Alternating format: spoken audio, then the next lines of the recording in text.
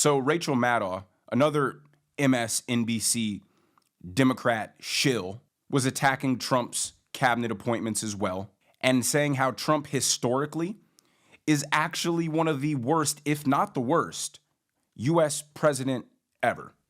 Watch. I mean, it was a sign that even right up to the very bitter and ultimately very violent end of Trump's term in office, things were just bad. It was a bad presidential term. It is not normal to have a half dozen members of the cabinet referred for potential criminal prosecution for crimes they allegedly committed while they were serving in the cabinet. It's not normal.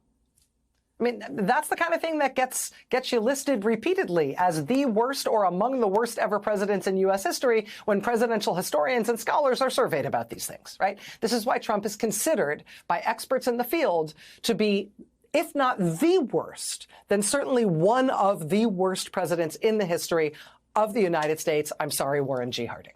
It just wasn't good. Well, you know what, Rachel?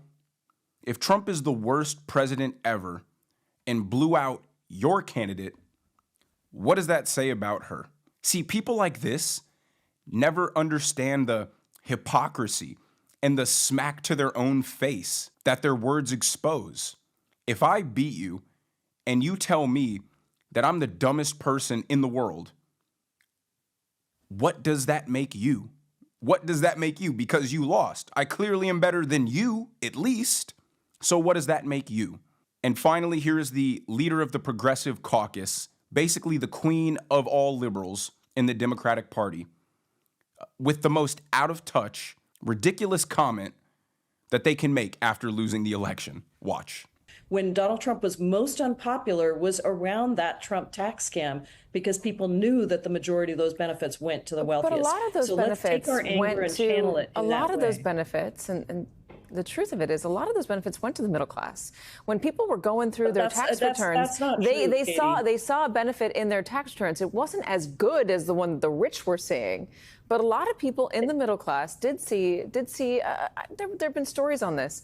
Did see a bump in their tax returns, but I want to ask you about the ecosystem for a second. Well, I have to push back on that, Katie, because the vast majority of those benefits went to the wealthiest top. I'm not arguing with that. You're absolutely right about that, 100%. But people did see but I don't want to compare a better crumbs return. And gold bars, right? I don't want to compare crumbs and make it seem like they're the same as gold bars. No, I'm not doing that. So maybe you've got groceries for 8 weeks, but did you actually get money that would help your family succeed? No, I don't think that's true. If Trump's tax cuts saved families enough money to buy groceries for 8 weeks, that is a huge win. It is these out-of-touch, elitist people that don't understand that a regular American family saving 8 weeks worth of groceries is a big deal to these people. That is breathing room. That is enough to spread those savings out across the year, and it actually makes a difference in the hardships that they're facing. But to them, I mean, they're rich, they're powerful. That doesn't mean anything to them. So they assume it means nothing to everybody else. And that is why they lost, because they are out of touch and unaware of the plights of regular working Americans. But you guys let me know what you think down in the comments below. Is this desperation from the liberal media not just some of the funniest stuff that we're seeing on a daily basis? If you guys didn't already, make sure you like the video, subscribe to the channel, turn on the notification bell so you never miss a video, and I will see you guys in the next one.